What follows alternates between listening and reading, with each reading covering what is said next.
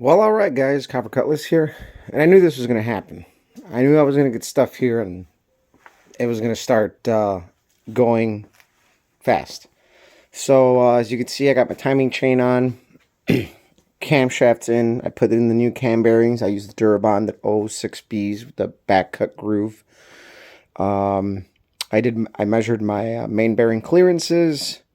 So the crank is in, timing chain's in, cam is in. I'll go over those specs with you. Now, I've covered measuring stuff on other videos, so I wasn't going to bore you guys with showing you guys how to use a bore gauge. It really is a feel thing, and it takes a little bit of practice. And when I put this engine together 4 years ago, my measuring skills have come up in many ways quite a bit, and I'll explain why. So I'm measuring. So here's my spec list so far, right? So on cylinder number 1, I got a piston wall clearance of 0.45. That's our biggest number. So it's actually 4 thou with a half a thou variance. So I put it as 0.0045. At this point, we have a half a thou taper in that cylinder. Then number 3 was 0.00425, and I always use the big number. Again, there's a 2.5 thou, or not two, a 2.5 tenth taper in the bore. And number 5 was 0.04, and I ended up not using the big number for some dumb reason, but the variance as far as like the taper was the same as, the number 3 cylinder. And the number 7 was the same, 4 thou with a 2.5 tenths,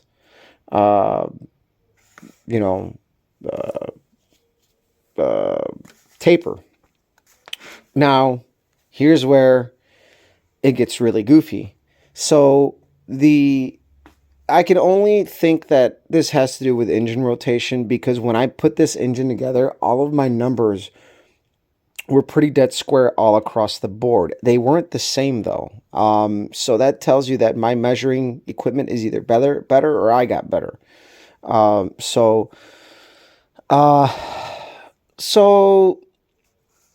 on the even bank, which is the passenger side bank, every single piston to wall clearance was 3 thou with 2.5 tenths.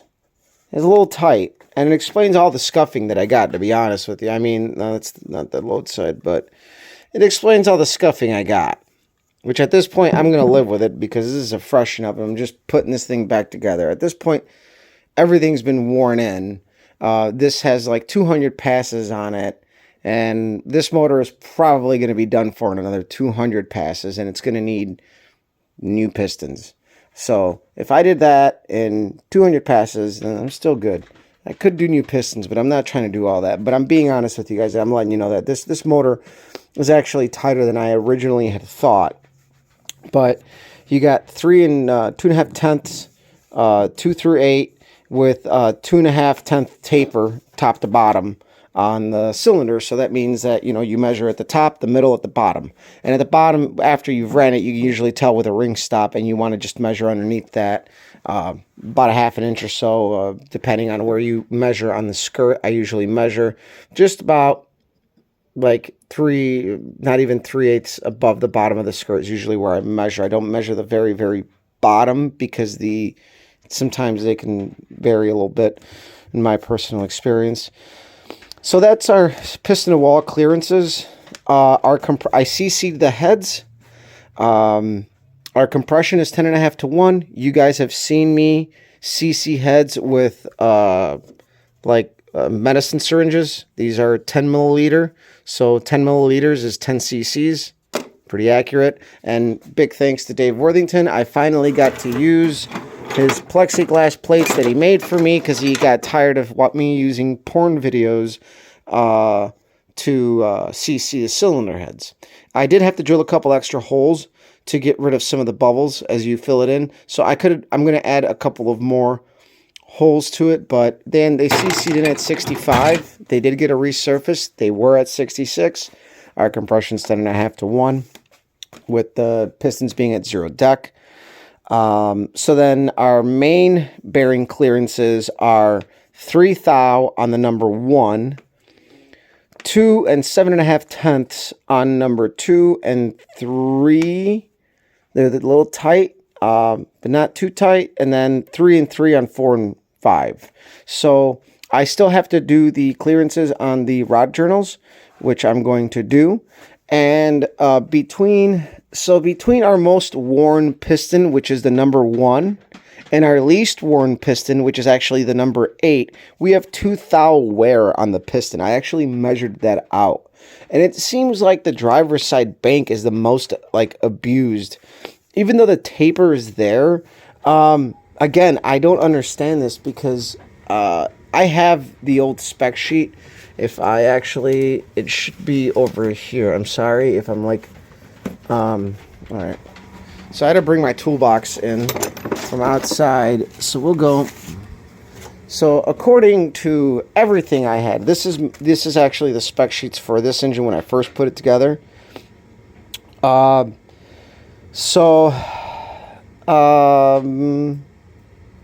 Piston and wall clearance was like 5 thou all across the board. This is not the case. So my stuff was off. I was off. And, you know, again, it just goes to show, like, experience is kind of everything. And if you don't do it, you're not going to learn. And I realized that this motor is actually tighter than I had thought, even on the main bearing clearances. I think on the main bearings I had let's see, no, on the mains it's actually about the same. I got 2.5, 3.5, 3.5, 3.5, 3.5, and I got 3, and then 2 and 7.5 tenths, 2 and 7.5 tenths, 3 and 3. So yeah, I was a little off. And I always go back and recheck and recheck and recheck. You can see I still got my mic set up, and you know, to measure the difference of the rod, the main journal, and you know, with the dial bore gauge, I zero it out. So it's a little tighter, but you know, the bearings are still all good. You can see they're not bad. I still have to polish these. They don't have any deep grooves. The crank didn't have any heavy gouging. So this motor is going together pretty good. I'm actually learning more as I'm putting it together, as far as the tools go and my experience. It's been over 4 years since I put this engine together, so yeah, definitely feel more confident with my tools and measuring and stuff. But for the amount of scuffing that I do have, this motor was too tight. So that 5 thou figure that I had, and I may have done that with the ID mic, or I think I had my friend's bore gauge at the time, and I was still like very green using it, so it was suspect to be questioned anyway. So, but at this point we're just gonna run it as is, because the scuffing is there, and it could be worse, but it's not horrible. So I'm just gonna run it. I hope you guys are enjoying following along. Things are going to keep going, and then this engine's going to go on the dyno.